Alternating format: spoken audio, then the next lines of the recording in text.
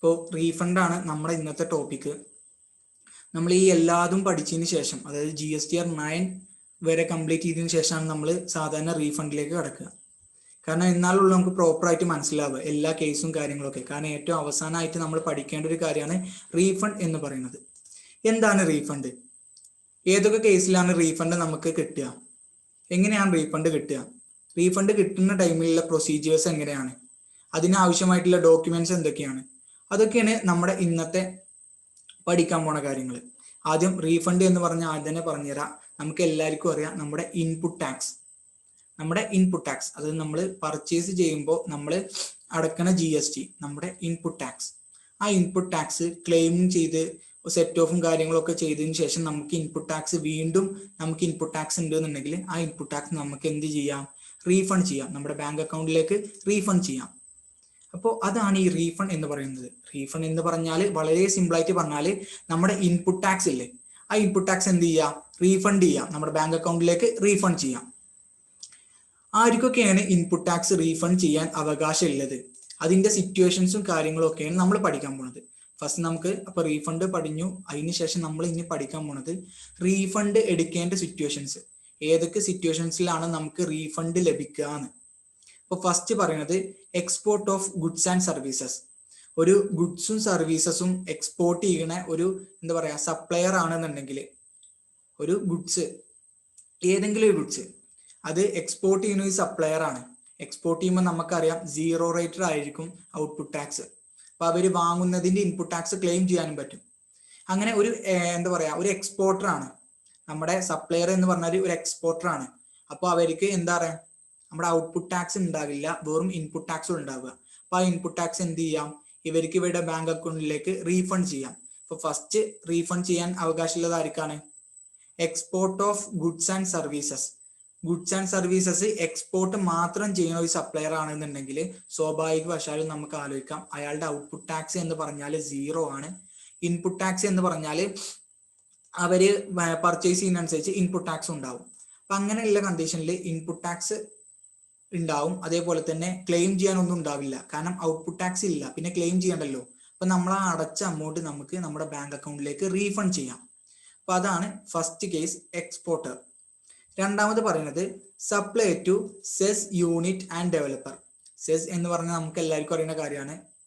Special economic zone നമ്മുടെ ആരാ പറയാ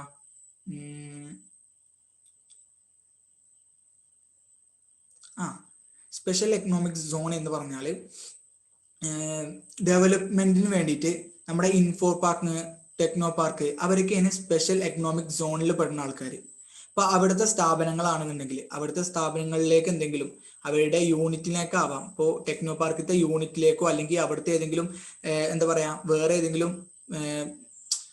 ഏതെങ്കിലും ഒരു ഓഫീസിലേക്കൊക്കെ സർവീസസോ ഗുഡ്സോ പ്രൊവൈഡ്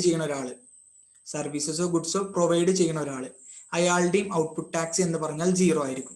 ഇപ്പൊ എക്സ്പോർട്ട് ചെയ്യുന്ന ആളതും അതുപോലെ തന്നെ സെസ് യൂണിറ്റിലേക്കോ അല്ലെങ്കിൽ അവിടുത്തെ ഡെവലപ്പറിലേക്കോ സപ്ലൈ ചെയ്യുന്ന ആൾക്കാരുടെ ഔട്ട്പുട്ട് ടാക്സും 0 ആയിരിക്കും. അപ്പൊ സ്വാഭാവികവശം നമുക്ക് ചിന്തിച്ചാലോചിക്കാം, ഒരു സപ്ലൈയുടെ ഔട്ട്പുട്ട് ടാക്സ് 0 ആവുമ്പോൾ അയാൾക്ക് എന്താണ്? ഇൻപുട്ട് ടാക്സ് കൂടുതലായിരിക്കും, ഔട്ട്പുട്ട് ടാക്സ് 0 ആണ്. ഒന്നുമില്ല. അപ്പൊ പിന്നെ എന്തിനാ ഇൻപുട്ട് ടാക്സ് അതിൽ വെക്കേണ്ട ആവശ്യം എന്തിനാ? നമുക്ക് ഔട്ട്പുട്ട് ടാക്സ് സെറ്റ് ഓഫ് ചെയ്യാനോ കാര്യങ്ങൾക്കോ ഒന്നുമില്ല. അപ്പൊ വെറുതെ എന്ത് ചെയ്യും ഇൻപുട്ട് ടാക്സ് അവിടെ വെക്കുന്നത്? അപ്പൊ നമ്മൾ എന്ത് ചെയ്യും? ആ ഇൻപുട്ട് ടാക്സ് നമ്മൾ എന്ത് ചെയ്യാണ്? അപ്ലൈ കൊടുത്തതിന് ശേഷം ആ ഇൻപുട്ട് ടാക്സ് നമ്മുടെ ബാങ്ക് അക്കൗണ്ടിലേക്ക് റീഫണ്ട് ചെയ്യാം. സിമ്പിൾ ആയിട്ടുള്ള കാര്യമല്ലേ? നമ്മുടെ എന്താ പറയാ എക്സ്പോർട്ടർ ആണെങ്കിലും അല്ലെങ്കിൽ നമ്മുടെ സെസ് യൂണിറ്റിലേക്കോ അല്ലെങ്കിൽ അവരുടെ ഡെവലപ്പറിലേക്കോ എന്താ പറയാ സപ്ലൈ ചെയ്യുന്ന ആൾക്കാരാണെന്നുണ്ടെങ്കിൽ നോർമലായിട്ടും അവരുടെ ഔട്ട്പുട്ട് ടാക്സ് എന്ന് പറഞ്ഞാൽ 0 ആണ്. ഔട്ട്പുട്ട് ടാക്സ് 0 ആണ്. അവരുടെ ഇൻപുട്ട് ടാക്സ് മാത്രമുള്ള അവർക്ക് ഉണ്ടാവുക. അപ്പൊ അവരെന്ത് ചെയ്യും? ആ ഇൻപുട്ട് ടാക്സ് റീഫണ്ട് ചെയ്യും അവരുടെ ബാങ്ക് അക്കൗണ്ടിലേക്ക്. കാരണം വെറുതെ അവിടെ വെച്ചിട്ട് ഒരു കാര്യമില്ലല്ലോ. ആലോചിക്കുക. ഇനി അടുത്തത് മൂന്നാമത്തെ കേസ് എന്ന് പറഞ്ഞാൽ refund of tax on purchase made by UN or embassies. നമുക്കറിയാം UN എന്താണെന്നും അറിയാം, എംബസീസ് എന്താണെന്നും അറിയാം. അപ്പോൾ ആ എംബസീസിന്റെ കയ്യിൽ നിന്ന് ആരെങ്കിലും പർച്ചേസ് ചെയ്തിട്ടുണ്ടെങ്കിൽ അവർക്ക് എന്ത് ചെയ്യാം? റീഫണ്ട് ചെയ്യാം എന്നാണ് പറയുന്നത്. ഇനി നാലാമത്തെ കേസ് എന്ന് പറഞ്ഞാൽ inverted duty structure. Inverted duty structure എന്ന് പറഞ്ഞാൽ നിങ്ങൾ പേടിക്കേണ്ട ആവശ്യമൊന്നുമില്ല, വളരെ സിമ്പിൾ ആയിട്ട് പറഞ്ഞുതരാം. ഇപ്പോൾ ഒരു ബിസിനസ് സ്ഥാപനം, ആ ബിസിനസ് സ്ഥാപനത്തിന്റെ ഇൻപുട്ട് ടാക്സ് റേറ്റ് കൂടുതലും ഔട്ട്പുട്ട് ടാക്സ് റേറ്റ് കുറവുമാണ് സങ്കല്പിക്കുക. ഒരു എക്സാമ്പിൾ പറഞ്ഞുതരാം. ഇപ്പോൾ ഒരു ചെരുപ്പ് കമ്പനി അവിടുത്തെ ഇൻപുട്ട് ടാക്സ് അവർ എന്താ പറയുക, വാറ് കാര്യങ്ങൾ അതേപോലെ തന്നെ ലെതർ, ഇതിൻ്റെ ഒക്കെ ഇൻപുട്ട് ടാക്സ് എന്ന് പറഞ്ഞാൽ 28% അതേപോലെ തന്നെ 18% ഒക്കെയാണ് അവരുടെ വരുന്നത്.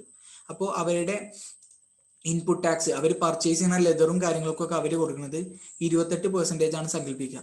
28% ആണ് അവരുടെ ടാക്സ് റേറ്റ്. അവരുടെ ഔട്ട്പുട്ട് ടാക്സോ, അവർ ചെരുപ്പായിട്ട് കൊടുക്കുന്ന ടൈമിൽ അവരുടെ ഔട്ട്പുട്ട് ടാക്സ് 5% ആണ്. അപ്പോൾ 28%-ന് അവർ ഇൻപുട്ട് ടാക്സ് വാങ്ങണം, സാധനം വാങ്ങണം, എന്നിട്ട് 5%-ന് അവർ എന്ത് ചെയ്യാണ്, സെയിൽ ചെയ്യാണ്. അപ്പോഴും സ്വാഭാവികവശാൽ അവർക്ക് എങ്ങനെ ഉണ്ടാവുക, ഇൻപുട്ട് ടാക്സ് കൂടുതലും ഔട്ട്പുട്ട് ടാക്സ് കുറയും അല്ലേ? ആലോചിച്ച് നോക്കൂ.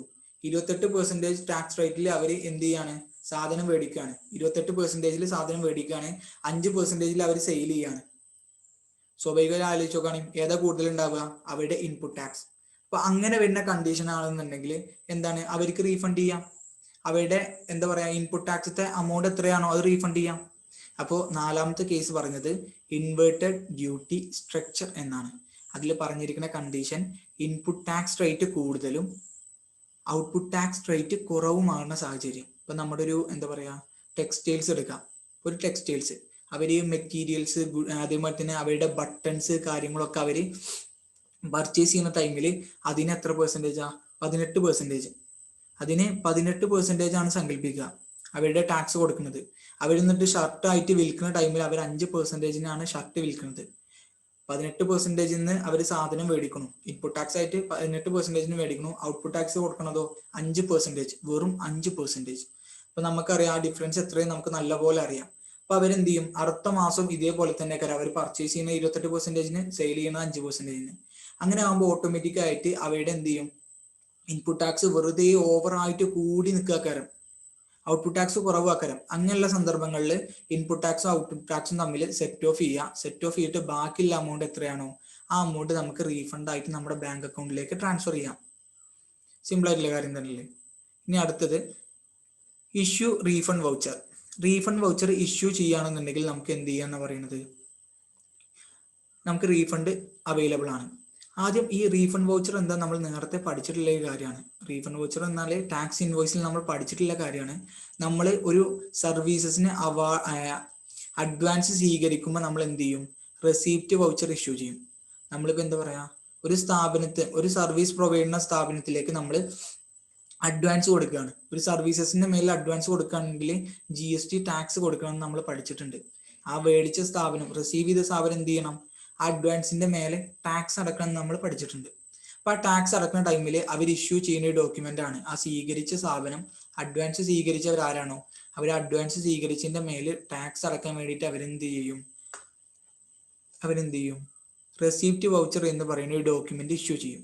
അങ്ങനെ ഇഷ്യൂ ചെയ്തതിനു ശേഷം അവർ ആ മാസം എന്ത് ചെയ്യാണ്, ടാക്സ് അടക്കാണ്. അഡ്വാൻസ് കിട്ടിയ 2000 രൂപയാണെങ്കിൽ ഒരു 2000 രൂപയുടെ മേലെ അവർ ടാക്സ് അടക്കാണ്. പിന്നെ അതിനുശേഷം ചില കാരണങ്ങൾ വെച്ചാൽ നമുക്ക് അഡ്വാൻസ് തന്ന ആൾ വന്ന് പറയാണ്, എന്ത്, ഞങ്ങൾ ആ അഡ്വാൻസ് തിരിച്ചു തരണം, ഞങ്ങൾക്ക് നിങ്ങളുടെ സേവനമൊന്നും ആവശ്യമില്ല, ഞങ്ങൾ തന്ന ആ 2000 രൂപ തിരിച്ചു താ എന്ന് പറയുമ്പോൾ നമ്മൾ എന്ത് ചെയ്യും, റീഫണ്ട് വൗച്ചർ ഇഷ്യൂ ചെയ്യും. എന്തിനു വേണ്ടിയിട്ട്, നമ്മൾ അഡ്വാൻസ് സ്വീകരിച്ചത് റിട്ടേൺ ചെയ്തു, തിരിച്ചു കൊടുത്തു എന്ന് കാണിച്ചിട്ട് നമ്മൾ എന്ത് ചെയ്യും, നമ്മൾ റീഫണ്ട് വൗച്ചർ ഇഷ്യൂ ചെയ്യും. അപ്പൊ നിങ്ങൾ ആലോചിച്ച് നോക്കൂ, ഒരാൾ നമുക്ക് അഡ്വാൻസ് തന്നു, സർവീസസിന് വേണ്ടിയിട്ട് ഒരാൾ നമുക്ക് അഡ്വാൻസ് തന്നു. ആ അഡ്വാൻസിന് നമ്മളെ എന്ത് ചെയ്തു, റെസീപ്റ്റ് വൗച്ചർ ഒക്കെ ഉണ്ടാക്കിയിട്ട് നമ്മൾ ടാക്സ് അടച്ചു. ഇപ്പൊ ജനുവരി മാസം ഒരാൾ നമുക്ക് ഒരു അഡ്വാൻസ് തന്നു, നമ്മൾ ആ ജനുവരി മാസം തന്നെ എന്ത് ചെയ്തു, അതിന്റെ ടാക്സ് അടച്ചു. അയാൾ ഒരു മാർച്ചിൽ വന്നിട്ട് പറയാണ്, എന്ത്, അഡ്വാൻസ് തിരിച്ചു തരണം, റിട്ടേൺ ചെയ്യണം അഡ്വാൻസ്, ഞങ്ങൾ വേറൊരു കമ്പനിയുമായിട്ട് ഡീലിങ്സിൽ ഏർപ്പെട്ടു, നിങ്ങളുടെ സേവനം ഇനി ആവശ്യമില്ല, നിങ്ങൾ എന്ത് ചെയ്താൽ മതി, അഡ്വാൻസ് തിരിച്ചു തന്നാൽ മതി എന്ന് പറയാണ്. അങ്ങനെ വരുമ്പോൾ നമ്മൾ എന്ത് ചെയ്യും, റീഫണ്ട് ഇഷ്യൂ ചെയ്യും, റീഫണ്ട് വൗച്ചർ ഇഷ്യൂ ചെയ്യും. എന്നിട്ട് അയാൾക്ക് വാങ്ങിയ ടാക്സ് നമ്മൾ കൊടുക്കുകയും ചെയ്യും. അയാൾക്ക് നിന്ന് വാങ്ങിയ അഡ്വാൻസ് നമ്മൾ തിരിച്ചു കൊടുക്കും. നിങ്ങൾ ആലോചിക്കണം, നമ്മൾ സ്വന്തം കയ്യിൽ നിന്ന് എടുത്തിട്ട് ടാക്സ് അടച്ചു, അഡ്വാൻസ് കിട്ടിയെന്ന് പറഞ്ഞിട്ട് അഡ്വാൻസ് റിട്ടേൺ ചെയ്തു. അപ്പൊ നമ്മൾ എന്താ ചെയ്യുക, അഡ്വാൻസ് അടച്ച് എന്താ ചെയ്യുക, അപ്പൊ നമ്മൾ ആ അഡ്വാൻസ് അടച്ചത് നമുക്ക് റീഫണ്ട് ചെയ്യാം. ആലോചിച്ച് നോക്കൂ, നമ്മളിപ്പോ ഒരാൾക്ക് നിന്ന് അഡ്വാൻസ് വാങ്ങി, ഒരു എക്സാമ്പിൾ ആണ്, എൻ്റെ പേര് റമീസ് എന്നാണ്, ഞാൻ ഒരു 2000 രൂപ ഒരാളുടെ കയ്യിൽ നിന്ന് അഡ്വാൻസ് വാങ്ങി സർവീസസിന് വേണ്ടിയിട്ട്. എന്നിട്ട് ഞാൻ ജനുവരി മാസം അയാൾ എനിക്ക് ക്യാഷ് തന്നു. ജനുവരി തന്നെ ഞാൻ എന്ത് ചെയ്തു, അത് ടാക്സ് അടച്ചു. ജനുവരി തന്നെ ഞാനൊരു 200 രൂപ അതിന്റെ ടാക്സ് സങ്കല്പിക്കുക, ടാക്സ് അടച്ചു. അയാൾ എന്നിട്ട് മാർച്ച് വന്ന് പറയാണ്, നിങ്ങളുടെ അഡ്വാൻസ് ഇല്ലേ, തന്ന അഡ്വാൻസ് അത് നിങ്ങൾ എന്ത് ചെയ്യുക, എനിക്ക് തിരിച്ചു തരാം, എനിക്ക് തിരിച്ചു തരണം. അയാൾ ആവശ്യപ്പെടുകയാണ്, നിങ്ങൾക്ക് എന്താ പറയാ, ആ 2000 രൂപ അഡ്വാൻസ് തിരിച്ചു തരണം, നിങ്ങളുടെ സേവനം എനിക്ക് ആവശ്യമല്ല, അല്ലെങ്കിൽ നിങ്ങളുടെ സർവീസ് എനിക്ക് വേണ്ട എന്ന് പറഞ്ഞിട്ട് അയാള് ആ 2000 രൂപ നമ്മുടെ കയ്യിൽ നിന്ന് വാങ്ങും. അപ്പൊ നമ്മൾ എന്ത് ചെയ്യും, റീഫണ്ട് വൗച്ചർ എന്ന് പറഞ്ഞിട്ട് ഒരു ഡോക്യുമെന്റ് ഇഷ്യൂ ചെയ്യും, നമ്മൾ അഡ്വാൻസ് തിരിച്ചു കൊടുത്തു എന്ന് കാണിക്കാൻ വേണ്ടിയിട്ട്. നിങ്ങൾ ആലോചിച്ച് നോക്കൂ, ആ ടൈമിൽ നമ്മൾ ആൾറെഡി എന്ത് ചെയ്തിരിക്കണു, 200 രൂപ ടാക്സ് അടച്ചിരിക്കണു. 200 രൂപ നമ്മൾ ആൾറെഡി ടാക്സ് അടച്ചു. ആ ടാക്സ് അടച്ച എമൗണ്ട് ഈ റീഫണ്ട് വൗച്ചർ ഇഷ്യൂ ചെയ്യുന്നതിലൂടെ നമുക്ക് റീഫണ്ട് ചെയ്യാന്നാണ് പറയുന്നത്. പിന്നെ നിങ്ങൾ എല്ലാവരോടും ടോട്ടലായിട്ട് പറയാനുള്ള ഒരു കാര്യം എന്താന്ന് വെച്ചാൽ, റീഫണ്ട് നമുക്ക് കിട്ടണമെന്നുണ്ടെങ്കിൽ നമ്മൾ അപ്ലൈ ചെയ്യുന്നേ വേണം. അല്ലാതെ ഗവൺമെന്റോ അല്ലെങ്കിൽ നമ്മുടെ GST ടാക്സ് അതോറിറ്റിയോ നമുക്ക് കണ്ടറിഞ്ഞൊന്നും തരത്തില്ല. നമ്മൾ എന്ത് ചെയ്യണം, അപ്ലൈ ചെയ്യണം. ആ കാര്യങ്ങളൊക്കെ നമ്മൾ ഇനി അങ്ങോട്ട് പഠിക്കാൻ പോകണം. ഇനി അടുത്ത കേസ് എന്ന് പറഞ്ഞാൽ excess of electronic cash ledger. നമുക്ക് എല്ലാവർക്കും അറിയുന്ന കാര്യമാണ്. ഇപ്പൊ നിങ്ങൾ 3B ഒക്കെ പഠിച്ച ടൈമിൽ ഇലക്ട്രോണിക് ക്യാഷ് ലെഡ്ജർ പഠിച്ചു. ഇലക്ട്രോണിക് ക്യാഷ് ലെഡ്ജറിലാക്കാരം നമ്മുടെ ഇൻപുട്ട് എത്ര ഉണ്ട് എന്ന് കാണിക്കുക. നമ്മുടെ ഇൻപുട്ട്, അതായത് ഇൻപുട്ട് ടാക്സ് ക്രെഡിറ്റ് എത്ര ഉണ്ട് എന്ന് കാണിക്കുന്നതാണ് നമ്മുടെ ഇലക്ട്രോണിക് ക്യാഷ് ലെഡ്ജർ എന്ന് പറയുന്നത്. നമ്മുടെ ഇലക്ട്രോണിക് ക്യാഷ് ലെഡ്ജറിൽ ഒരുപാട് എക്സസ് ആയിട്ട് ഇൻപുട്ട് ടാക്സ് കിടക്കുന്നുണ്ട്. ഒരാവശ്യമില്ലാതെ എക്സസ് ആയിട്ട് ഇൻപുട്ട് ടാക്സ് കിടക്കുന്നുണ്ട്. നമ്മൾ സെറ്റ് ഓഫ് ചെയ്തു, കാര്യങ്ങളൊക്കെ ചെയ്തു, ഔട്ട്പുട്ട് ടാക്സ് ഒക്കെ സെറ്റ് ഓഫ് ചെയ്ത് കളഞ്ഞു. എന്നിട്ടും നമുക്ക് എക്സസ് ആയിട്ട് നമ്മുടെ ഇലക്ട്രോണിക് ക്യാഷ് ലെഡ്ജറിൽ എന്തുണ്ട്, ഇൻപുട്ട് ഉണ്ട്. ആ ഇൻപുട്ട് എന്ത് ചെയ്യാം, നമുക്ക് അപ്ലൈ ചെയ്തിട്ട് ആ റീഫണ്ട് നമുക്ക് വാങ്ങാം. ഒരു 2000 രൂപ അതിലുണ്ടെന്നുണ്ടെങ്കിൽ 2000 രൂപക്ക് എന്ത് ചെയ്യാം, നമുക്ക് റീഫണ്ട് അപ്ലൈ ചെയ്തിട്ട് എന്ത് ചെയ്യാം, ആ റീഫണ്ട് നമ്മുടെ ബാങ്ക് അക്കൗണ്ടിലേക്ക് മാറ്റാം. ആ 2000 രൂപ നമ്മുടെ ബാങ്ക് അക്കൗണ്ടിലേക്ക് ട്രാൻസ്ഫർ ചെയ്യാൻ പറ്റും. അപ്പൊ ആ സംഭവമാണ് ഇവിടെ പറയുന്നത്. ഇപ്പോൾ 5ാമത്തെ കേസ് എന്ന് പറഞ്ഞാല്, ഇപ്പൊ ഏതെങ്കിലും ഒരു സപ്ലയറെ കയ്യില് ഇലക്ട്രോണിക് ക്യാഷ് ലെഡ്ജറിൽ എക്സസ് ആയിട്ട് ഇൻപുട്ട് ടാക്സ് ഉണ്ട് എന്ന് സങ്കല്പിക്കുക. അങ്ങനെ ഉണ്ട് എന്നുണ്ടെങ്കിൽ അത് അവർക്ക് റീഫണ്ട് ചെയ്യാം എന്നാണ് പറയുന്നത്. ഇനി അടുത്തത് ടാക്സ് റോങ്ലി പെയ്ഡ്. ഇപ്പൊ നമ്മൾ എന്താ പറയാ, നമുക്കറിയാം CGST, SGST, IGST. നമ്മൾ IGST അടക്കേണ്ട ഒരു സ്ഥലത്ത് നമ്മൾ എന്ത് ചെയ്തിരിക്കുകയാണ്, CGSTയും SGSTയും നമ്മൾ മാറി അടച്ചിരിക്കുകയാണ്. നമ്മൾ മാറി അടച്ചു, വല്ല കാര്യമുണ്ടോ? മാറി അടച്ചാൽ ഒരു കാര്യമില്ല. നമ്മൾ എന്ത് ചെയ്യണം, വീണ്ടും IGST അടക്കണം. അപ്പൊ നമ്മൾ ആദ്യം അടച്ച CGST, നമ്മൾ മാറി അടച്ച CGSTയും SGSTയും അത് നമുക്ക് റീഫണ്ട് ചെയ്യാൻ പറ്റും. നല്ല സ്കീം അല്ല അത്? ആലോചിച്ച് നോക്കൂ, നമ്മളിപ്പോ CGSTയും SGSTയും അടക്കേണ്ട സ്ഥാനത്ത് നമ്മൾ മാറിയിട്ട് IGST അടച്ചു സങ്കല്പിക്കാം. ഒരു 1000 രൂപ CGSTയും 1000 രൂപ SGSTയും നമ്മൾ അടക്കേണ്ട സ്ഥാനത്ത് നമ്മൾ എന്ത് ചെയ്തിരിക്കുകയാണ്, മാറിയിട്ട് ഒരു 2000 രൂപ IGST അടച്ചിരിക്കുകയാണ്. അങ്ങനെയാണെന്നുണ്ടെങ്കിൽ നമ്മൾ എന്ത് ചെയ്യണം, ആദ്യക്കുന്ന് വീണ്ടും 1000 CGSTയും 1000 SGSTയും അടക്കണം. അപ്പൊ നമ്മൾ ആ 2000 വെറുതെ മാറി അടച്ച, നമ്മുടെ റോങ് ആയിട്ട് അടച്ച ആ 2000 രൂപയല്ലേ IGST, അത് നമുക്ക് എന്ത് ചെയ്യാൻ പറ്റും, റീഫണ്ട് ചെയ്യാൻ പറ്റും. അപ്പൊ നമ്മൾ നേരെ തിരിച്ചു ആവാം. എന്താ പറയാ, IGST അടക്കേണ്ടോട്ട് നമ്മൾ CGSTയും SGSTയും ആണ് അടച്ചും സങ്കല്പിക്കുക. അങ്ങനെയാണെങ്കിൽ നമ്മൾ മാറി അടച്ചല്ലേ, മാറി അടച്ച ടാക്സ് CGST ആയിക്കോട്ടെ, SGST ആയിക്കോട്ടെ, IGST ആയിക്കോട്ടെ, ആ മാറി അടച്ച ഏതിലെയാണോ നമ്മൾ അടച്ചത് അത് നമുക്ക് റീഫണ്ട് ചെയ്യാൻ പറ്റും. സിമ്പിൾ ആയിട്ടുള്ള കാര്യമല്ലേ, നമുക്ക് ലോജിക്ക് വെച്ച് മനസ്സിലാക്കാൻ പറ്റുന്ന കാര്യമല്ലേ. അപ്പോൾ അടുത്ത കേസ് എന്ന് പറഞ്ഞാല് ടാക്സ് റോങ്ലി പെയ്ഡ്. നമ്മൾ ടാക്സ് എന്തെങ്കിലും റോങ് ആയിട്ട് പേ ചെയ്തിരിക്കണമെന്നുണ്ടെങ്കിൽ, IGST അടക്കേണ്ട സ്ഥാനത്ത് നമ്മൾ CGSTയും SGSTയും റോങ് ആയിട്ട് പേ ചെയ്തിരിക്കണമെന്നുണ്ടെങ്കിൽ ആ എമൗണ്ട് നമുക്ക് എന്ത് ചെയ്യാം, നമുക്ക് ആ എമൗണ്ട് റീഫണ്ട് ചെയ്യാം. ഇനി അടുത്ത കേസ് എന്ന് പറയുന്നത് judgement, appellative authority, tribunal or any court. ഇപ്പൊ നിങ്ങൾ ആലോചിക്കുക, നിങ്ങളൊരു ബിസിനസ് സ്ഥാപനമാണ്. GSTത്തെ ആൾക്കാർ, GSTത്തെ അതോറിറ്റി ഓഫീസേഴ്സ് വന്നിട്ട് പറഞ്ഞു, നിങ്ങളുടെ ഔട്ട്പുട്ട് ടാക്സ്, നിങ്ങൾ ഈ സെയിൽ ചെയ്യുന്ന സാധനത്തിന്റെ ടാക്സ് 5% അല്ല 12% ആണെന്ന് പറഞ്ഞിട്ട് അവരൊരു സീൻ ഉണ്ടാക്കുകയാണ്, ഒരു ഇഷ്യൂ ഉണ്ടാക്കുകയാണ്, ഒരു പ്രശ്നം ഉണ്ടാക്കുകയാണ്. കാരണം നമ്മളിപ്പോ ഒരു മെറ്റീരിയൽ, ഒരു ക്ലോത്ത്, ഇപ്പൊ ഈ ടീഷർട്ടിന്റെ ക്ലോത്ത് ആണ് നമ്മൾ സെയിൽ ചെയ്യണമെന്നുണ്ടെങ്കിൽ അവർ വന്നിട്ട് പറയാണ്, നിങ്ങളുടെ ഈ ക്ലോത്തിന്റെ എമൗണ്ട് റേറ്റ് എന്ന് പറഞ്ഞാൽ 5% അല്ല ഒരു 12% ആണ് എന്ന് പറഞ്ഞിട്ട് അവർ പ്രശ്നം ഉണ്ടാക്കുകയാണ്. അങ്ങനെ നമ്മൾ കോടതിയിലെത്തി, കോടതിയിൽ നിന്ന് വിധി വന്നു, എന്ത്, ഇതിന്റെ പെർസെൻറ്റേജ് 5 തന്നെയാണ്, 12 അല്ല 5 ആണെന്ന് പറഞ്ഞു. അപ്പൊ നമ്മൾ അത്രയും മാസം നമ്മൾ അടച്ചത് ഉണ്ടാവില്ലേ, ആലോചിച്ച് നോക്കൂ. ജനുവരിയിലാണ് അവർ വന്ന് ഇങ്ങനെ ഒരു പ്രശ്നം ഉണ്ടാക്കിയിട്ട് നമ്മൾ കോടതിയിലേക്ക് പോണത് ജനുവരിയിലാണ്. കോടതിയിൽ നിന്ന് വിധി വരുന്നത് നമ്മൾ എപ്പോഴാണ്? ഒരു ഡിസംബർ മാസമാണ് വിധി വരുന്നത്. ആലോചിച്ചു, നമുക്കറിയാം കോടതി എത്രത്തോളം ഡിലേ ആണ് കാര്യങ്ങൾ, ഒരു എന്താ പറയാ ഒരു ജഡ്ജ്മെന്റ് കിട്ടാൻ എത്ര ഡിലേ ആണെന്ന് നമുക്കറിയാം, വർഷങ്ങൾ എടുക്കും. അപ്പോൾ നമുക്ക് വർഷങ്ങളൊന്നും എടുത്തിട്ടില്ല, നമുക്കൊരു എന്താ പറയാ ഒരു ഡിസംബർ ആയപ്പോൾ തന്നെ, കുറച്ച് മാസങ്ങൾ കഴിഞ്ഞപ്പോൾ തന്നെ നമുക്ക് അപ്പീൽ വന്നു, നമ്മുടെ ഭാഗത്താണ് ന്യായം എന്ന് പറഞ്ഞിട്ട് നമ്മൾ ജയിച്ചു. 5% ആണ്. പക്ഷെ നമ്മൾ ആലോചിച്ച് നോക്കൂ, ഇവർ പറഞ്ഞതനുസരിച്ച് നമ്മൾ ജനുവരി മുതൽ ഡിസംബർ വരെ നമ്മൾ 12% അടച്ചിക്കണം. നമ്മൾ 12% അടച്ചിക്കണം. അങ്ങനെയാണെന്നുണ്ടെങ്കിൽ ആ അടച്ച എക്സസ് ആയിട്ട് അടച്ച നമ്മുടെ ടാക്സ് ഇല്ലേ, അത് നമുക്ക് റീഫണ്ട് ചെയ്യാന്നാണ് നമ്മുടെ റീഫണ്ട് കേസിൽ പറയുന്നത്. ഇപ്പൊ നമ്മുടെ വല്ല കോടതിയോ അല്ലെങ്കിൽ എന്താ പറയാ എന്തെങ്കിലും അതോറിറ്റി അല്ലെങ്കിൽ ട്രിബ്യൂണലൊക്കെ ഉണ്ടാവൂലേ, അധികാരപ്പെട്ട സ്ഥാപനങ്ങൾ, അതായത് നമ്മുടെ കോടതി പോലത്തെ അധികാരപ്പെട്ട GSTയിൽ അധികാരപ്പെട്ട സ്ഥാപനങ്ങൾ പറയാണ് നിങ്ങളുടെ അമൗണ്ട് ഇത്രയാണ്, നിങ്ങളുടെ ടാക്സ് റേറ്റ് ഇത്രയാണ്, അല്ലാതെ നിങ്ങൾ ഇത്രയും കാലം അടച്ച പോലെ തന്നെ 12% അല്ല, ഒരു 5% ആണെന്നാണ് അവർ പറയുന്നത്. അങ്ങനെയാണെന്നുണ്ടെങ്കിൽ നമ്മൾ ഇത്രയും കാലം അടച്ച ആ 12% ഇല്ലേ, എക്സസ് ആയിട്ട് അടച്ചില്ലേ 5% അല്ലാതെ ബാക്കി വരുന്നില്ലേ, ആ അമൗണ്ടിന്റെ മേലെ നമുക്ക് റീഫണ്ട് ക്ലെയിം ചെയ്യാൻ പറ്റും. നേരത്തെ പറഞ്ഞ കാര്യം പോലെ തന്നെയാണ് ഇത്. ഇനി അടുത്ത കേസ് എന്ന് പറഞ്ഞാൽ tourist leaved in India any supply of goods taken outside in India by him.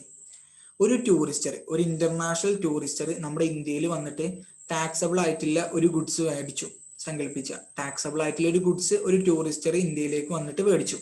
എന്നിട്ട് അയാൾ എന്ത് ചെയ്തു? അതിന്റെ ടാക്സ് പേ ചെയ്തു.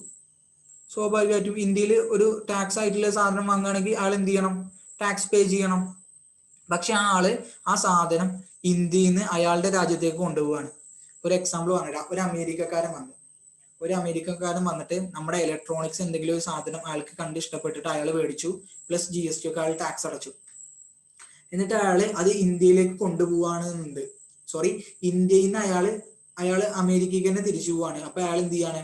ഒപ്പം ഇയാൾ വാങ്ങിയ ഇലക്ട്രോണിക്സിന്റെ സാധനം കൊണ്ടുപോവാണെന്നുണ്ടെങ്കിൽ അയാൾ വാങ്ങിയ ക്യാഷ് ഇല്ലേ, ആ ക്യാഷ് ടാക്സ് എത്രയാണോ അത് റീഫണ്ട് ചെയ്യാൻ പറ്റും എന്നാണ് ഇവിടെ പറയുന്നത്.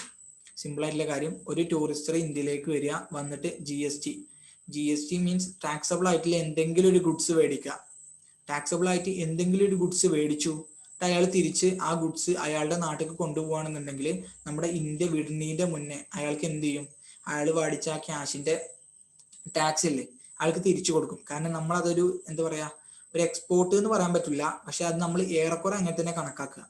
കാരണം ഒരു എന്താ പറയാ പുറത്തുനിന്ന് ഒരാൾ വന്നിട്ട്, ഇന്ത്യയിലല്ലാത്തൊരു ടൂറിസ്റ്റ് നമ്മുടെ നാട്ടിലേക്ക് വന്നിട്ട് നമ്മുടെ നാട്ടിൽ വന്നിട്ട് ഒരു സാധനം മേടിച്ചിട്ട് അതിന്റെ ടാക്സ് അടച്ചിട്ട് അയാൾ സ്വന്തം നാട്ടിലേക്ക് കൊണ്ടുപോവാണ്. അപ്പൊ നമ്മൾ എന്ത് ചെയ്യും? ഒരു മര്യാദ എന്നൊക്കെ പറയുന്ന രീതിയിൽ നമ്മൾ എന്ത് ചെയ്യും?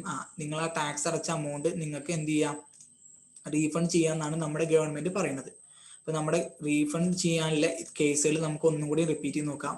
റീഫണ്ട് ചെയ്യാനുള്ള സിറ്റുവേഷൻ, റീഫണ്ട് എന്ന് പറഞ്ഞാൽ ഒന്നും കൂടി റിപ്പീറ്റ് ചെയ്ത് തരാം, ഒരുപാട് പേര് ഇപ്പോൾ ആഡ് ആയിട്ടുണ്ട്.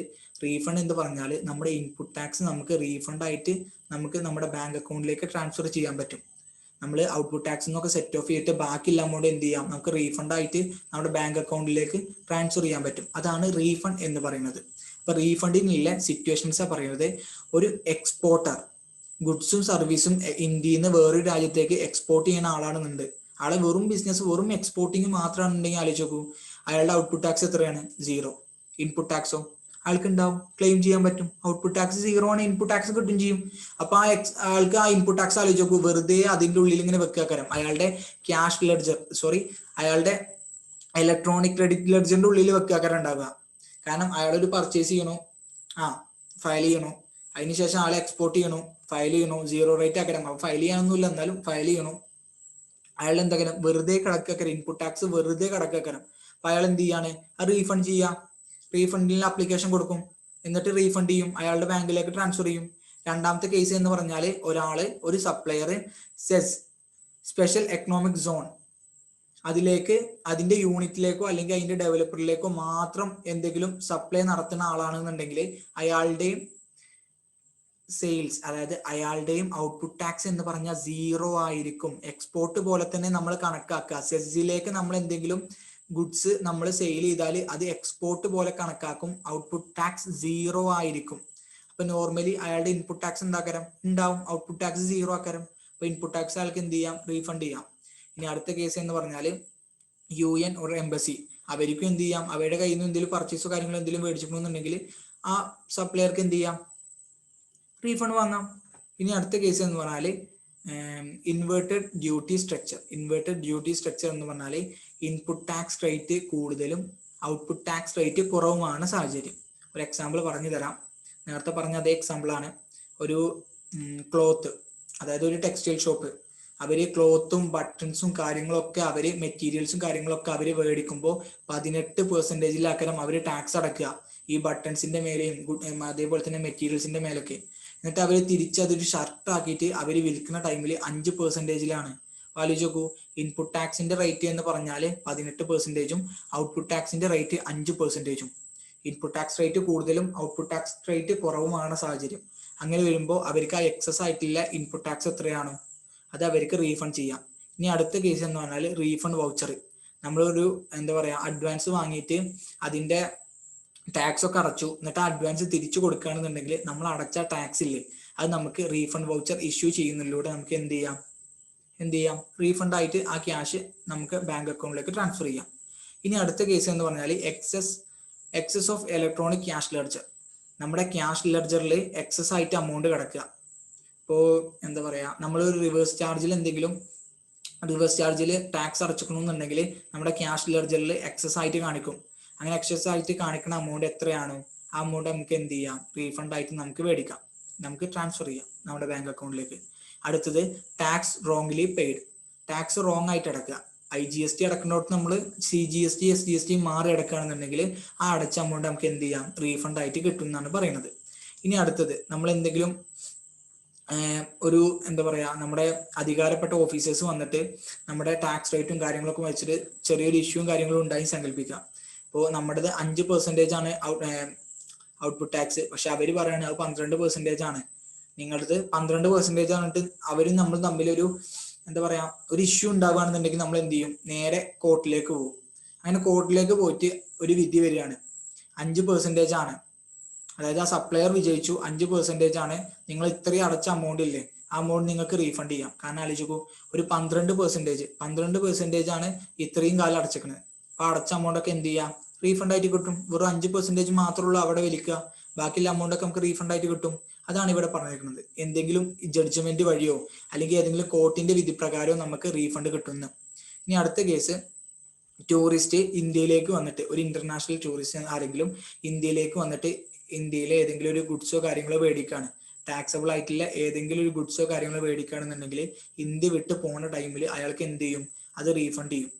അയാൾ എത്രയാണോ ആ ടാക്സ് അടച്ച് ആ അമൗണ്ട് അയാൾക്ക് റീഫണ്ട് ചെയ്യാന്നാണ് നമ്മുടെ GSTയിൽ റീഫണ്ട് എന്ന കാര്യത്തിൽ നമ്മുടെ ലോ പറയുന്നത്. അപ്പോൾ ഇതിന്റെ ടൈം ലിമിറ്റ് ഉണ്ട് കേട്ടോ, റീഫണ്ടിന്റെ ടൈം ലിമിറ്റ് ഉണ്ട്. ഇപ്പൊ നമ്മൾ എന്താ പറയാ, റോങ് ആയിട്ട് നമ്മൾ അടച്ചു, റോങ് ആയിട്ട് നമ്മൾ IGST അടക്കുന്നിടത്ത് CGST SGST റോങ് ആയിട്ട് അടച്ചു. ആ അടച്ച ടൈമിൽ 2 കൊല്ലത്തിന്റെ ഉള്ളിൽ 2 years ഫ്രം റിലവന്റ് ഡേറ്റ്, ആ റിലവന്റ് ആയിട്ടുള്ള ഡേറ്റിന്റെ 2 കൊല്ലത്തിന്റെ ഉള്ളിൽ നമ്മൾ എന്ത് ചെയ്യണം, അപ്ലൈ ചെയ്തിരിക്കണം റീഫണ്ടിന്. അല്ലാന്നുണ്ടെങ്കിൽ ആ അമൗണ്ട് നമുക്ക് റീഫണ്ട് ചെയ്യാൻ പറ്റൂല എന്നർത്ഥം. അത് അവിടെ കിടക്കും, നമുക്ക് ക്ലെയിം ചെയ്യാം, പക്ഷെ റീഫണ്ട് ആയിട്ട് കിട്ടൂല. അവിടെ വെറുതെ ഇൻപുട്ട് ടാക്സ് ക്രെഡിറ്റ് ആയിട്ട് അവിടെ കാണിക്കും, നമുക്ക് റീഫണ്ട് ചെയ്യാൻ പറ്റില്ല നമ്മുടെ ബാങ്ക് അക്കൗണ്ടിലേക്ക്. അപ്പോൾ ടൈം ലിമിറ്റ് അപ്ലൈ ചെയ്യാൻ, റീഫണ്ടിന് അപ്ലൈ ചെയ്യാനുള്ള ടൈം ലിമിറ്റ് എന്ന് പറഞ്ഞാൽ 2 വർഷമാണ്. ആ 2 വർഷത്തിനുള്ളിൽ നമ്മൾ എന്ത് ചെയ്യണം, റീഫണ്ടിൽ അപ്ലൈ ചെയ്യണം, അല്ലാന്നുണ്ടെങ്കിൽ റീഫണ്ട് നമുക്ക് കിട്ടില്ല. ഇപ്പോൾ റീഫണ്ട് എന്താണെന്ന് പഠിച്ചു, റീഫണ്ടിനുള്ള സിറ്റുവേഷൻസ് പഠിച്ചു, റീഫണ്ടിലുള്ള ടൈം ലിമിറ്റും പഠിച്ചു. റീഫണ്ട് നമ്മൾ അപ്ലൈ ചെയ്യുക GST RFD 01A എന്ന് പറയുന്ന ഫോമിലാണ് നമ്മൾ എന്ത് ചെയ്യുക, അപ്ലിക്കേഷൻ ഓഫ് റീഫണ്ട്. റീഫണ്ടിന്റെ അപ്ലിക്കേഷൻ എന്ന് പറയുന്നത് GST RFD 01A എന്ന് പറയുന്ന എന്താ പറയാ ഫോമിലാണ് നമ്മൾ അപ്ലിക്കേഷൻ കൊടുക്കുക. നമ്മുടെ റീഫണ്ടിന്റെ അപ്ലിക്കേഷൻ കൊടുക്കുന്ന ഫോം മറക്കരുത്, GST RFD 01. ഇപ്പൊ നമ്മൾ ഈ കാര്യങ്ങളൊക്കെ പഠിച്ചു. നമുക്ക് ഇനി ജസ്റ്റ് ഇതെങ്ങനെയാണ് നമ്മൾ റീഫണ്ടും കാര്യങ്ങളും അടയ്ക്കേണ്ടത് നമുക്ക് ജസ്റ്റ് ഒന്ന് പ്രാക്ടിക്കൽ ആയിട്ട് നോക്കാം.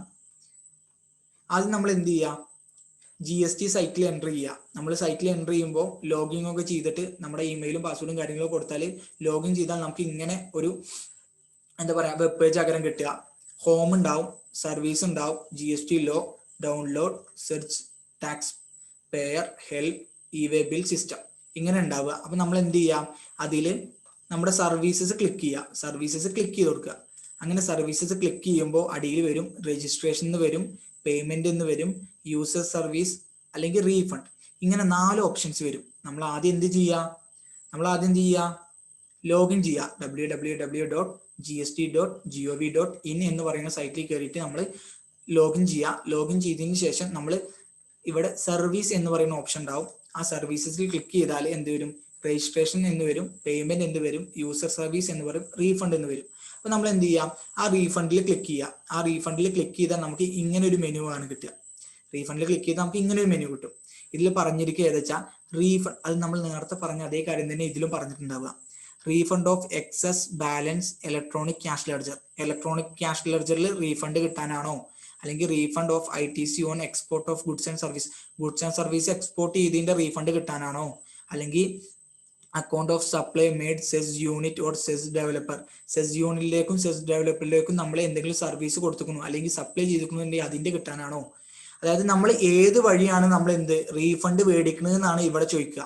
അപ്പൊ നമ്മൾ ഏത് വഴിയാണ് ജസ്റ്റ് ഒന്ന് ടിക്ക് ചെയ്ത് കൊടുക്കുക, എന്നിട്ട് എന്ത് ചെയ്യുക, ഇവിടെ തൊട്ടടിയിൽ തന്നെ ഉണ്ടാവും ഫിനാൻഷ്യൽ ഇയർ ഏതാ കൊടുക്കാൻ. ഇപ്പൊ നമ്മുടെ ഫിനാൻഷ്യൽ ഇയർ ഏതാ അത് കൊടുക്കുക.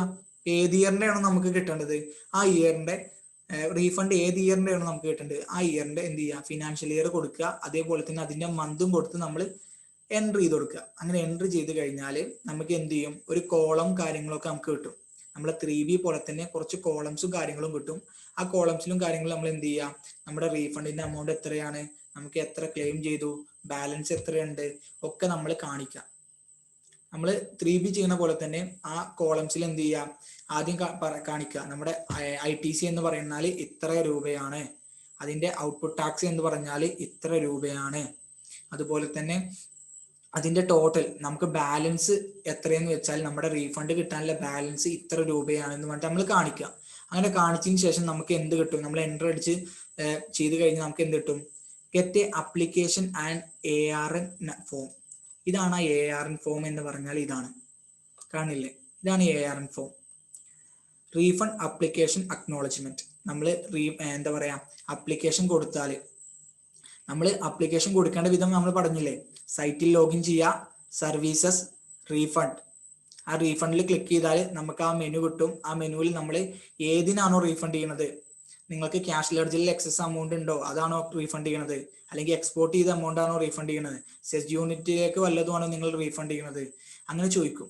ആ ചോദിക്കുന്നതിൽ നമ്മൾ ഏതാണോ നമുക്ക് റീഫണ്ട് ചെയ്യാനുള്ളത് അത് നമ്മൾ സെലക്ട് ചെയ്യുക. അടിയിൽ നമ്മൾ എന്ത് ചെയ്യുക, ഡേറ്റും കാര്യങ്ങളും നമ്മൾ കറക്റ്റായിട്ട് എൻ്റർ ചെയ്ത് കൊടുക്കുക. അതിനുശേഷം നമുക്ക് കോളങ്ങൾ അകരം കിട്ടുക. നമ്മുടെ 3B പോലെ തന്നെ കോളങ്ങൾ കിട്ടും. ആ കോളത്തിൽ നമ്മൾ എന്ത് കൊടുക്കുക, നമ്മുടെ ഇൻപുട്ട് ടാക്സ് ഇത്രയാണ്, ഔട്ട്പുട്ട് ടാക്സ് ഇത്രയാണ്, നമുക്ക് എക്സസ് ആയിട്ട് കിട്ടുന്ന ഇൻപുട്ട് ടാക്സ് ഇത്ര രൂപയാണ്, ഈ രൂപ എന്ത് ചെയ്യാണ്, ഈ രൂപയാണ് ഞാൻ റീഫണ്ട് ചെയ്യണത്. അങ്ങനെയൊക്കെ ഡീറ്റെയിൽ ആയിട്ട് അമൗണ്ട് കറക്റ്റ് ആയിട്ട് കാണിക്കുക. അമൗണ്ട് കറക്റ്റ് ആയിട്ട് തെറ്റിക്കാതെ കറക്റ്റ് ആയിട്ട് നമ്മൾ കാണിക്കുക. അതിനുശേഷം നമുക്ക് കിട്ടുന്നതാണ് അപ്ലിക്കേഷൻ ആൻഡ് ARN ഫോം. ഈ ARN ഫോമിൽ നമുക്ക് ARN നമ്പർ ഉണ്ടാവും. ഈ നമ്പർ വെച്ചിട്ടൊക്കെ നമ്മുടെ GST എന്ത് ചെയ്യുക, നമ്മുടെ ഐഡന്റിഫൈ ചെയ്യുക. ഇപ്പൊ നമ്മൾ എന്തെങ്കിലും തട്ടിപ്പോ കാര്യങ്ങളോ നടത്തുകയാണെന്നുണ്ടെങ്കിൽ നമ്മുടെ ARN number, application reference number ഉപയോഗിച്ചിട്ടൊക്കെ നമുക്ക് എന്ത് ചെയ്യുക, അവർ നമ്മളെ കണ്ടുപിടിക്കുക, നമ്മളെ ഫൈൻഡ് ചെയ്യുക. അതേപോലെ തന്നെ നമ്മുടെ കാര്യങ്ങളൊക്കെ ഡീറ്റെയിൽസ് ഒക്കെ അവർ ചെക്ക് ചെയ്യാൻ വേണ്ടി ഉപയോഗിക്കുന്നതാണ് ARN നമ്പർ. അപ്പൊ നിങ്ങൾ ഇവിടെ കാണില്ലേ, this is an application receipt for refund application. റീഫണ്ടിൽ നമ്മൾ എന്ത് ചെയ്യണം, അപ്ലൈ ചെയ്യേണ്ട വിധം നമ്മൾ പറഞ്ഞു. എന്ത്, ലോഗിൻ ചെയ്യുക, സർവീസസിൽ നമ്മൾ റീഫണ്ടിൽ നമ്മൾ ഏതാണോ അത് നമ്മൾ സെലക്ട് ചെയ്യുക, എന്നിട്ട് ഡേറ്റ് കൊടുക്കുക. അതിനുശേഷം നമ്മൾ എന്താണ് അമൗണ്ടും കാര്യങ്ങളൊക്കെ കറക്റ്റ് ആയിട്ട് കൊടുത്തതിന് ശേഷം നമുക്ക് എന്ത് കിട്ടും, അപ്ലിക്കേഷൻ ഫോം കിട്ടും, ARN ഫോം കിട്ടും. ഈ ARN ഫോം എന്ന് പറഞ്ഞാൽ അപ്ലിക്കേഷൻ റെഫറൻസ് നമ്പർ ഫോം ആട്ടോ. ARN എന്ന് മീൻ ചെയ്താൽ അപ്ലിക്കേഷൻ റെഫറൻസ് നമ്പർ. ഈ ARN നമ്പർ ഉപയോഗിച്ചിട്ടൊക്കെ നമ്മുടെ GST അതോറിറ്റി നമ്മളെ ഐഡന്റിഫൈ ചെയ്യുക, നമ്മളെ ചെക്കിങ്ങും കാര്യങ്ങളൊക്കെ ചെയ്യുക. റീഫണ്ടിലില്ല നമ്മൾ എല്ലാ ചെക്കിങ്ങും കാര്യങ്ങളും ചെയ്യുക അവർ ഈ ARN നമ്പർ ഉപയോഗിച്ചിട്ടൊക്കെ. കാണില്ലേ, ഇപ്പൊ നമുക്ക് ഇങ്ങനെ കിട്ടും, GST FRD 01 നമ്മൾ സബ്മിറ്റ് ചെയ്തിട്ടുണ്ടാവുക, നമ്മൾ നേരത്തെ പറഞ്ഞ കാര്യം. അപ്പോൾ ഇതാണ് ഒരു ARN അപ്ലിക്കേഷൻ ഫോം എന്ന് പറഞ്ഞാൽ. ഇതിൽ എന്തുണ്ടാവും, നമ്മുടെ application of reference number, ARN number കാണിച്ചിട്ടുണ്ടാവും. ഡേറ്റ് ഓഫ് അപ്ലിക്കേഷൻ ചെയ്ത ഡേറ്റ് കാണിച്ചിട്ടുണ്ടാവും. Time of submission of application, നമ്മുടെ ടൈം, നമ്മൾ സബ്മിഷൻ ചെയ്ത ടൈം, നമ്മൾ എപ്പോഴാണോ സബ്മിറ്റ് ചെയ്തത് ആ ടൈം കാണിച്ചിട്ടുണ്ടാവും, ആ ഡേറ്റ് കാണിച്ചിട്ടുണ്ടാവും. പിന്നെ നമ്മുടെ ARN നമ്പർ കാണിച്ചിട്ടുണ്ടാവും. പിന്നെ GST നമ്പർ കാണിച്ചിട്ടുണ്ടാവും. അതേപോലെ തന്നെ ട്രേഡ് നെയിം, നമ്മുടെ ട്രേഡ് നെയിം ഏതാണോ അത് കാണിച്ചിട്ടുണ്ടാവും. ലീഗൽ നെയിം, നമ്മൾ ലീഗൽ നെയിമും കാണിച്ചിട്ടുണ്ടാവും. പിന്നെ റീസൺ കാണിച്ചിട്ടുണ്ടാവും. റീസൺ എന്ന് പറഞ്ഞാൽ ഇപ്പോൾ നിങ്ങൾ ഏതിന് വേണ്ടിയിട്ടാണ് റീഫണ്ട് അടക്കുന്നത് അതാണ് അതിന്റെ റീസൺ. ഇപ്പൊ ഇവിടുത്തെ റീസൺ എന്ന് പറഞ്ഞാൽ refund on account of ITC accumulated due to tax tax structure. അതെന്താന്ന് വെച്ചാൽ ഇവരുടെ ഇൻപുട്ട് ടാക്സിന്റെ റേറ്റ് കൂടുതലും ഔട്ട്പുട്ട് ടാക്സിന്റെ റേറ്റ് കുറവാണ്. നമ്മൾ നേരത്തെ പറഞ്ഞില്ലേ, നമ്മൾ നേരത്തെ പറഞ്ഞ കണ്ടീഷനില്ലേ, ഒരു ചെരുപ്പ് കട അല്ലെങ്കിൽ നമ്മുടെ എന്താണ് ഒരു ടെക്സ്റ്റൈൽ ഷോപ്പ്, അവര് മെറ്റീരിയൽസ് ഇൻപുട്ട് സാധനങ്ങൾ വാങ്ങിക്കുമ്പോൾ അവയുടെ 18% ആക്കാരം അവരുടെ ബട്ടൺസ് മെറ്റീരിയൽ കാര്യങ്ങളൊക്കെ അവർ എന്നിട്ട് സെയിൽ, ഒരു ഷർട്ട് ആയിട്ട് അവർ സെയിൽ ചെയ്യുമ്പോഴോ 5% ആക്കാരം അവിടെ ഔട്ട്പുട്ട് ടാക്സ്. ഇൻപുട്ട് ടാക്സിന്റെ റേറ്റ് കൂടുതലും ഔട്ട്പുട്ട് ടാക്സിന്റെ റേറ്റ് കുറവും. അങ്ങനെയൊക്കെ ടൈമിലാണ് ഇവർ റീഫണ്ട് ചെയ്യുന്നത്. നോക്കുക, ഇതൊരു ഫുട്വെയർ കമ്പനിയാണ്. അപ്പൊ നമുക്ക് ആലോചിച്ചാൽ മനസ്സിലാവും, അവർക്ക് 28% ആണ് അവരുടെ ലെതറിനൊക്കെ അവര് എന്താ പറയാ വാങ്ങുന്ന ടൈമിൽ. അവർ തിരിച്ച് ചെരുപ്പായിട്ട് അവർ കൊടുക്കുമ്പോഴോ 5% ഉള്ളു വരുന്നത്. അപ്പൊ അവർക്ക് എക്സസ് ആയിട്ട് ഇൻപുട്ട് ഒരുപാട് ഉണ്ടാവും. ആ ഇൻപുട്ടിന് വേണ്ടിയിട്ടാണ് അവർ എന്ത് ചെയ്യുന്നത്, റീഫണ്ട് ചെയ്യുന്നത്. ഇപ്പോൾ റീസൺ ഫോർ റീഫണ്ടിനുള്ള റീസൺ കാണിച്ചിട്ടുണ്ടാവും. അതേപോലെ തന്നെ സെൻട്രൽ ജുഡീഷ്യറി, അതേപോലെ state judiciary, final year, month, financial ഇയറും മന്തും കാര്യങ്ങളും ഇതിൽ കാണിച്ചിട്ടുണ്ടാവും. അതിന്റെ തൊട്ട് താഴെ തന്നെ എന്താണ് റീഫണ്ട് ക്ലെയിംഡ്, ഇതിന്റെ IGST റീഫണ്ട് ഇത്ര രൂപയാണ്, SGST ഇത്ര രൂപയാണ്, അതേപോലെ തന്നെ CGST ഇത്ര രൂപയാണ്, ടോട്ടൽ എമൗണ്ട് ഇത്ര രൂപയാണെന്നൊക്കെ ഇതിൽ ഡീറ്റെയിൽ ആയിട്ട് കാണിച്ചിട്ടുണ്ടാവും. അങ്ങനെ ഈ application ARN application ARN form കിട്ടിയതിന് ശേഷം നമ്മൾ എന്താ ചെയ്യേണ്ടതെന്ന് വെച്ചാൽ issue proper document submit to sales tax officer or central tax officer. നമുക്ക് ARN നമ്പറും കാര്യങ്ങളും ഫോമൊക്കെ കിട്ടിയാൽ നമ്മൾ എന്ത് ചെയ്യുക, നമ്മുടെ സെൻട്രൽ ടാക്സ് ഓഫീസറോ അല്ലെങ്കിൽ സെയിൽസ് ടാക്സ് ഓഫീസറോ, നമ്മുടെ എന്താ പറയാ നമ്മുടെ അണ്ടറിൽ വരുന്നത്, നമ്മുടെ സർക്കിളിൽ വരുന്നത് സെയിൽസ് ടാക്സ് ഓഫീസർ ആണോ അല്ലെങ്കിൽ സെൻട്രൽ ടാക്സ് ഓഫീസ് ആണോ, ഏതാണെങ്കിലും. ഇപ്പോൾ ചിലപ്പോൾ നമ്മുടെ അണ്ടറിൽ വരിക സെയിൽസ് ടാക്സ് ഓഫീസ് ആക്കണം. അപ്പൊ അവിടെ പോയിട്ട് നമ്മൾ കുറച്ച് ഡോക്യുമെന്റ്സും കാര്യങ്ങളും എന്ത് ചെയ്യുക, ഇഷ്യൂ ചെയ്യുക. റീഫണ്ട് മേടിക്കാൻ വേണ്ടിയിട്ട് പ്രോപ്പർ ആയിട്ട് കുറച്ച് ഡോക്യുമെന്റ്സും കാര്യങ്ങളും നമ്മൾ എന്ത് ചെയ്യുക, സബ്മിറ്റ് ചെയ്യുക. ഇത്രേ ഉള്ളൂ ഇതിന്റെ ഫോർമാലിറ്റി എന്ന് പറഞ്ഞാൽ.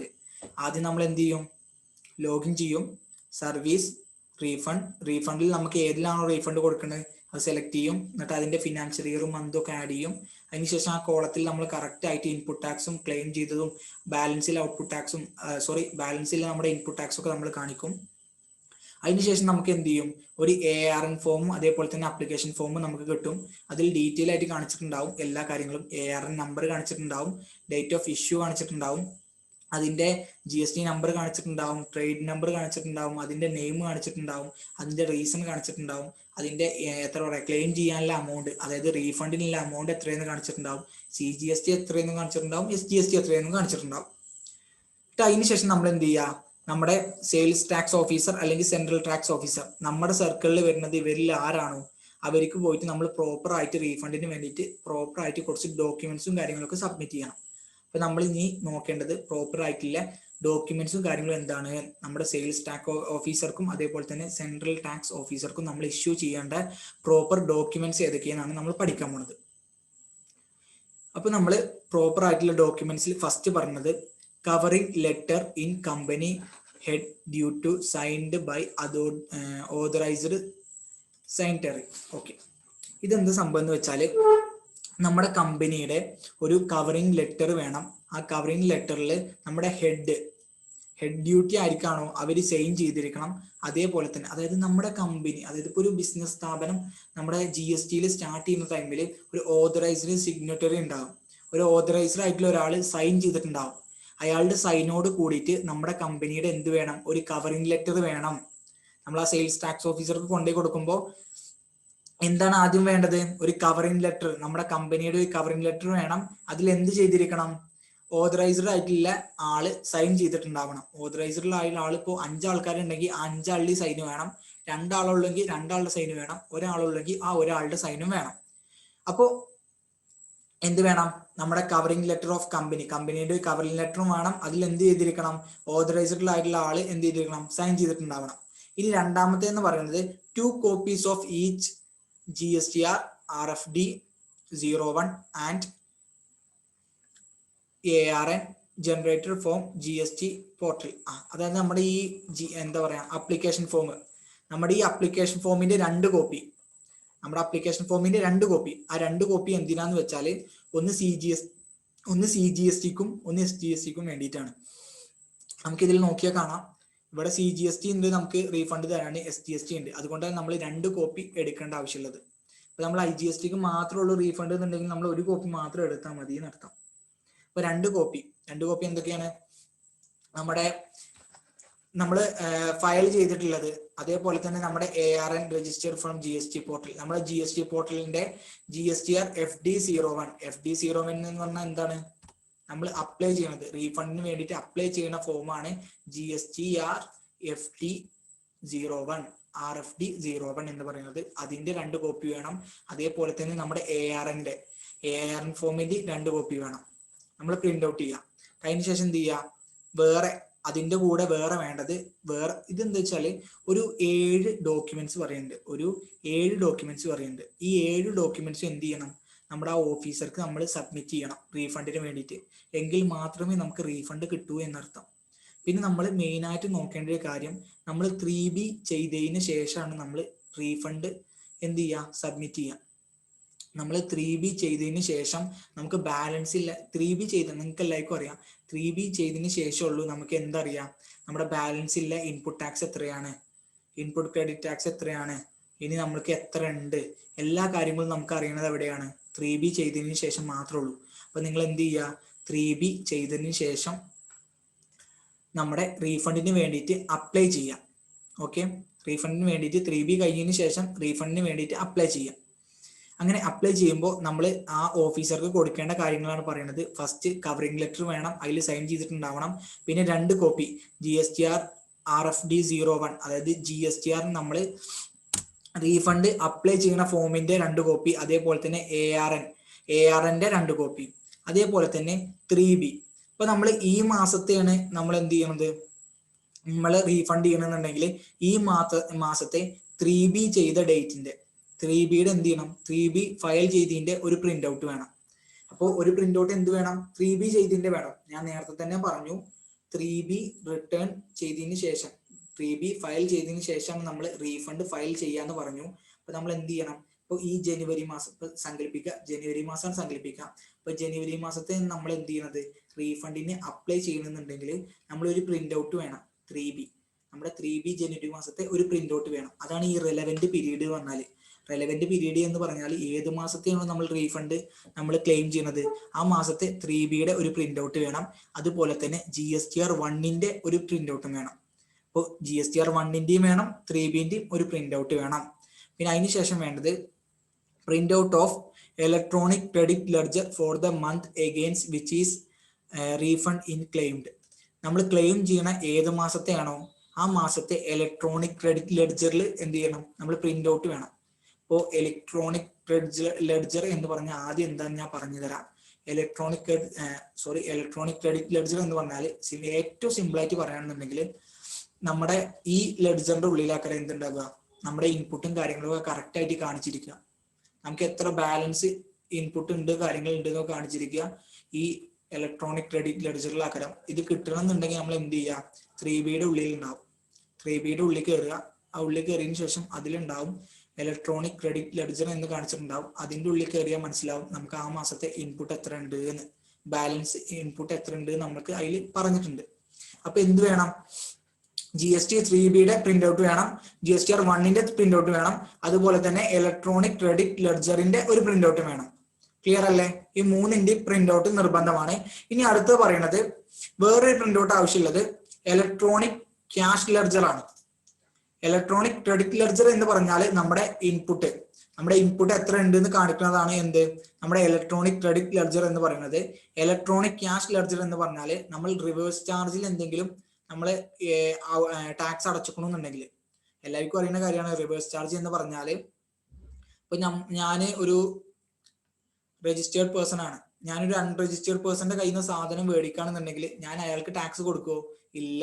കാരണം എന്താ ചെയ്യുക, ഞാൻ ആ ടാക്സ് റിവേഴ്സ് ചാർജിൽ ഞാൻ തന്നെ ടാക്സ് അടക്കും ഗവൺമെന്റിന്.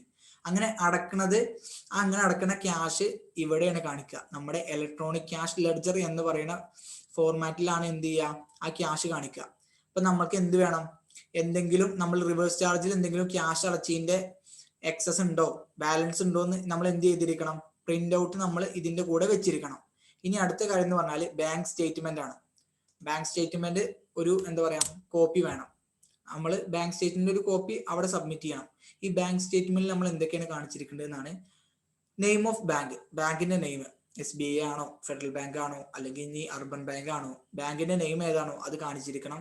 അക്കൗണ്ട് നമ്പർ, നമ്മൾ GST നമ്മൾ അപ്ലൈ ചെയ്തപ്പോൾ കൊടുത്ത അക്കൗണ്ട് നമ്പർ ഏതാണോ അത് കാണിച്ചിരിക്കണം. അഡ്രസ് ഓഫ് ബാങ്ക് ബ്രാഞ്ച്, നമ്മളിപ്പോ ഏത് ബ്രാഞ്ചിലേക്കാണോ ട്രാൻസ്ഫർ ചെയ്യാൻ ഉദ്ദേശിക്കുന്നത് അതിന്റെ അഡ്രസ് കാണിച്ചിരിക്കണം. ഇപ്പൊ പെരിന്തൽമണ്ണ ആണെങ്കിൽ പെരിന്തൽമണ്ണ ബ്രാഞ്ച് ഫെഡറൽ ബാങ്ക് അത് കാണിച്ചിരിക്കണം. അതേപോലെ തന്നെ അതിന്റെ IFSC കോഡ് എത്രയാണോ അത് കാണിച്ചിരിക്കണം. അതേപോലെ തന്നെ MIRC കോഡ് കാണിച്ചിരിക്കണം. ടൈപ്പ് ഓഫ് അക്കൗണ്ട്, ഇപ്പോൾ സേവിങ് അക്കൗണ്ട് ആണോ അല്ലെങ്കിൽ കറന്റ് അക്കൗണ്ട് ആണോ അത് കാണിച്ചിരിക്കണം. അതേപോലെ തന്നെ ഇമെയിൽ ID, ഇപ്പോൾ GST നമ്മൾ ആയുടെ പേരിൽ ഉണ്ടാക്കുന്ന ടൈമിൽ ഇമെയിൽ ID കൊടുക്കുന്നത്, ആ ഇമെയിൽ ID അതിൽ കാണിച്ചിരിക്കണം. ഫോൺ നമ്പർ, ആ ഡീറ്റെയിൽസും പേയ്മെന്റിന്റെ ഡീറ്റെയിൽസും കാര്യങ്ങളും, അതേപോലെ തന്നെ OTP ഒക്കെ വരുന്നത് ഏത് നമ്പറിലാണോ ആ നമ്പർ കാണിച്ചിരിക്കണം.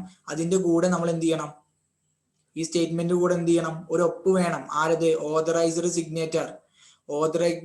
ഓതറൈസ്ഡ് സിഗ്നേറ്റർ ആരാണോ അയാളുടെ ഒരു ഒപ്പും കൂടി വേണം. ഈ ബാങ്ക് സ്റ്റേറ്റ്മെന്റിൽ ഇത്രയും കാര്യങ്ങൾ ഉണ്ടാവണം, അതിന്റെ കൂടെ ഇയാളുടെ ഒരു ഒപ്പും കൂടി വേണം. അപ്പോൾ ഡോക്യുമെന്റ്സ് നമ്മൾ സെയിൽസ് ടാക്സ് ഓഫീസർക്കും അതേപോലെ തന്നെ സെൻട്രൽ ടാക്സ് ഓഫീസർക്കും ഇവർക്ക് നമ്മൾ സബ്മിറ്റ് ചെയ്യുന്ന ടൈമിൽ വേണ്ട ഡോക്യുമെന്റ്സ് ആണ് പറയുന്നത്. ഫസ്റ്റ് ഒരു കവറിംഗ് ലെറ്റർ വേണം നമ്മുടെ കമ്പനിയുടെ, അതിൽ ഓതറൈസ്ഡ് ആയിട്ടുള്ള സിഗ്നേറ്റർ എന്ത് ചെയ്തിരിക്കണം, സൈൻ ചെയ്തിട്ടുണ്ടാവണം. പിന്നെ 2 കോപ്പി വേണം. GSTR RFDന്റെ ഒരു കോപ്പി, 2 കോപ്പിയും, അതേപോലെ തന്നെ ARN നമ്പറിന്റെ 2 കോപ്പിയും വേണം. അതേപോലെ തന്നെ 3Bയുടെ പ്രിന്റ് ഔട്ട് വേണം. GSTR 1ന്റെ പ്രിന്റ് ഔട്ട് വേണം. അതേപോലെ തന്നെ ഇലക്ട്രോണിക് ക്രെഡിറ്റ് ലെഡ്ജറിന്റെ പ്രിന്റ് ഔട്ട് വേണം. ഇലക്ട്രോണിക് ക്യാഷ് ലെഡ്ജറിന്റെ പ്രിന്റ് ഔട്ട് വേണം. പിന്നെ ബാങ്ക് സ്റ്റേറ്റ്മെന്റും ഒരു പ്രിന്റ് ഔട്ട് വേണം. നമ്മുടെ ബാങ്ക് സ്റ്റേറ്റ്മെന്റ്, നമ്മുടെ ബാങ്കിന്റെ പേര്, അക്കൗണ്ട് നമ്പർ, കാര്യങ്ങളൊക്കെ ഉള്ള സിഗ്നേച്ചറും വേണം. അതിന്റെ കൂടെ ആ ബാങ്ക് സ്റ്റേറ്റ്മെന്റിന്റെ കൂടെ എന്ത് വേണം, അയാൾ ഒപ്പിട്ടിരിക്കണം. ഇപ്പോൾ ഓതറൈസ്ഡ് ആയിട്ട് GST എടുക്കുന്ന ടൈമിൽ ഓതറൈസ്ഡ് ആയിട്ട് ആരാണോ സൈൻ ചെയ്തത് അയാളുടെ ഒരു ഒപ്പും കൂടി വേണം. അപ്പോൾ ഇത്രയേ ഉള്ളൂ നമ്മുടെ റീഫണ്ട് എന്ന് പറയുന്നത്. വളരെ സിമ്പിൾ ആണ്. ഇതിൽ നമുക്ക് കോംപ്ലിക്കേഷൻ ആയിട്ട് ഒരു കാര്യങ്ങളും ഇല്ല. അപ്പൊ നിങ്ങൾക്ക് ഡൗട്ട്സോ കാര്യങ്ങളോ ഉണ്ടെങ്കിൽ നിങ്ങൾ എന്ത് ചെയ്യുക, നിങ്ങൾ ഗ്രൂപ്പിൽ ഒന്ന് മെൻഷൻ ചെയ്താൽ മതി. നിങ്ങൾ ഗ്രൂപ്പിൽ ഡൗട്ട്സും കാര്യങ്ങളും ഒക്കെ നിങ്ങൾക്ക് ഇല്ല ചോദിക്കുക. നമ്മുടെ ലാസ്റ്റ് ക്ലാസ് ആണ്. അപ്പൊ നിങ്ങൾ